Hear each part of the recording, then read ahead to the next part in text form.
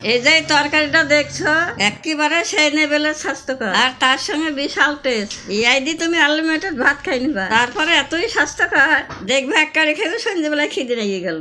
তাহলে সবজির ঝুড়িতে এরকম যদি সবজি থাকে তাহলে দেরি কেন, চটপট বানিয়ে ফেলার মুখের সাথে খাও। তুমি গরম মশলা ধইনি, জিরিয়ে গোলমরিচ দিয়ে হালকা ভাজিনি ঢাইলি ঠান্ডা করে শিলপটাই গুঁড়ি করে নেবো। এই বেশ খানিকটা কড়াইতে সর্ষের তেল দিই, নুন হলুদ মাখানি চিংড়ি মাছগুলা দিই ভালো করে লাল লাল করে ভাজি তুলে নেবো।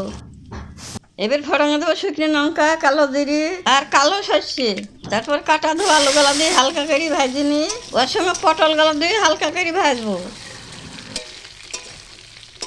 এবার কাটা ধোয়া বেগুন ঝিঙে কাঁচা লঙ্কা দিয়ে নাড়ি চাড়ি একটু নরম হয়ে আসলে কাঁটা পুঁই শাক আর মিষ্টি কুমড়িটা দিয়ে দেবো। তারপরে স্বাদ মতো লবণ হলুদ গুঁড়ো দিয়ে সব সিদ্ধি ভালো করে নাড়িয়ে চাড়িয়ে সবজির জল শুকালে ভাজা চিংড়ি আর পরিমাণ মতন জল দিয়ে দেবো।